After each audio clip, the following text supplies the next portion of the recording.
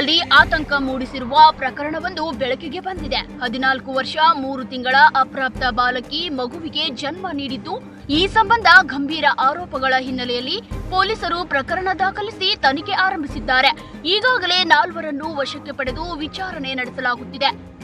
ಅಲೆಮಾರಿ ಜೀವನ ಸಾಗಿಸುತ್ತಿದ್ದ ಕುಟುಂಬದ ಈ ಬಾಲಕಿಗೆ ಚಿಕಿತ್ಸೆ ನೀಡುವ ವೇಳೆ ಪ್ರಕರಣ ಬೆಳಕಿಗೆ ಬಂದಿದೆ. ಮನೆಯಲ್ಲೇ ಹೆರಿಗೆಯಾದ ಬಳಿಕ ಆರೋಗ್ಯ ಸಮಸ್ಯೆ ಕಾಣಿಸಿಕೊಂಡ ಕಾರಣ ಮೊದಲಿಗೆ ಖಾಸಗಿ ಆಸ್ಪತ್ರೆಗೆ ದಾಖಲಿಸಲಾಗಿತ್ತು. ಬಳಿಕ ಹೆಚ್ಚಿನ ಚಿಕಿತ್ಸೆಗೆ ಹುಬ್ಬಳ್ಳಿಯ ಕಿಮ್ಸ್ ಆಸ್ಪತ್ರೆಗೆ ರವಾನಿಸಲಾಗಿದ್ದು, ಅಲ್ಲಿ ವೈದ್ಯರು ಚಿಕಿತ್ಸೆ ನೀಡಿದ್ದಾರೆ.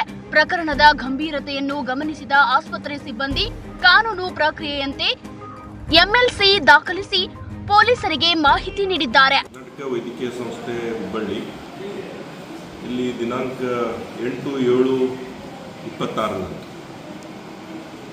ಮಧ್ಯಾಹ್ನ 3:30 ನಮ್ಮ ಆಸ್ಪತ್ರೆಯಲ್ಲಿ 14 ವರ್ಷ 3 ತಿಂಗಳು ದಾಖಲಾತಿಗಳ ಪ್ರಕಾರ ಹೊರಗಡೆ ಹೆರಿಗೆ ಆಗಿರೋ ಮಗು ಒಂದು ಪ್ರೈವೇಟ್ ಆಸ್ಪತ್ರೆಯಲ್ಲಿ ಪ್ರಾಥಮಿಕ ಚಿಕಿತ್ಸೆಯನ್ನು ಪಡೆದು ಮುಂದಿನ ಹೆಚ್ಚಿನ ಚಿಕಿತ್ಸೆಗಾಗಿ ನಮ್ಮ KMC ಆಸ್ಪತ್ರೆಗೆ ಬಂದು ಅಡ್ಮಿಟ್ ಆಗಿರುತ್ತಾರೆ.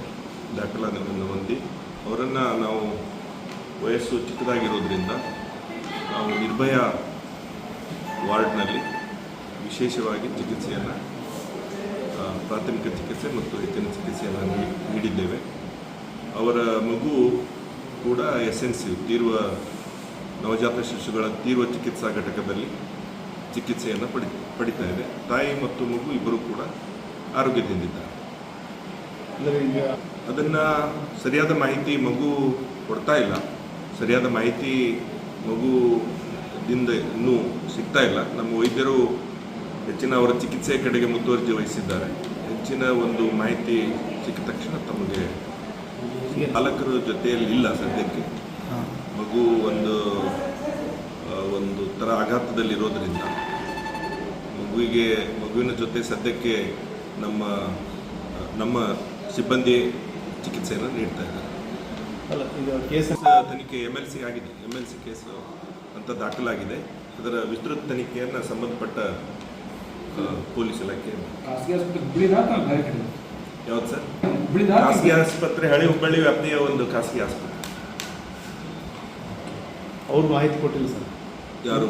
ಅಂದರೆ ಚಿಕಿತ್ಸೆಗಾಗಿ ನಮಗೆ ತಾಯಿ ಮತ್ತು ಮಗುವಿನ ಆರೋಗ್ಯ ಬಹು ಪ್ರಾಮುಖ್ಯವಾಗಿರೋದ್ರಿಂದ ಮತ್ತು ವಯಸ್ಸು ಚಿಕ್ಕದಾಗಿರೋದ್ರಿಂದ ದಾಖಲಾತಿಗಳ ಪ್ರಕಾರ ಅವರಿಗೆ ಚಿಕಿತ್ಸೆಯನ್ನು ದೊರಕಿಸಲೆಂದೇ ಹೆಚ್ಚಿನ ಚಿಕಿತ್ಸೆಗಾಗಿ KMCಗೆ ಕಳಿಸಿದ್ದಾರೆ.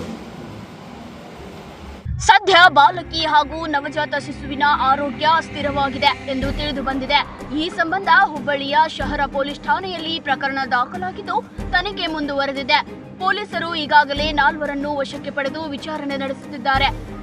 DNA ಪರೀಕ್ಷೆ ಸೇರಿದಂತೆ ಅಗತ್ಯ ಸಾಕ್ಷ್ಯಾಧಾರಗಳ ಆಧಾರದ ಮೇಲೆ ಮುಂದಿನ ಕ್ರಮ ಕೈಗೊಳ್ಳಲಾಗುತ್ತದೆ ಎಂದು ಪೊಲೀಸರು ತಿಳಿಸಿದ್ದಾರೆ.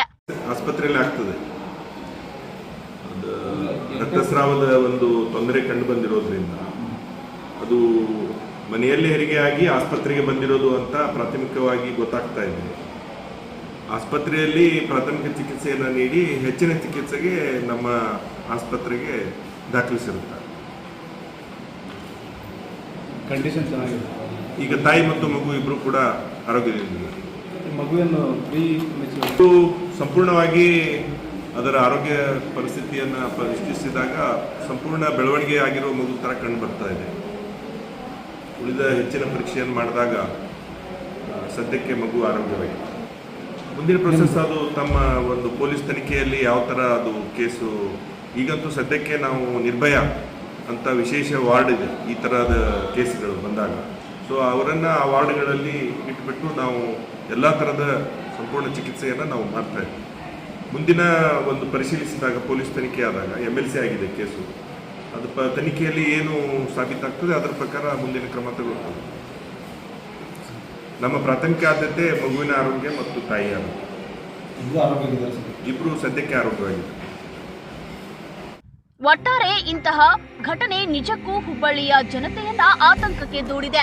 ಪೊಲೀಸರು ತನಿಖೆ ಕೈಗೊಂಡಿದ್ದು, ತನಿಖೆ ನಂತರ ಹೆಚ್ಚಿನ ಮಾಹಿತಿ ತಿಳಿದು ಬರಲಿದೆ.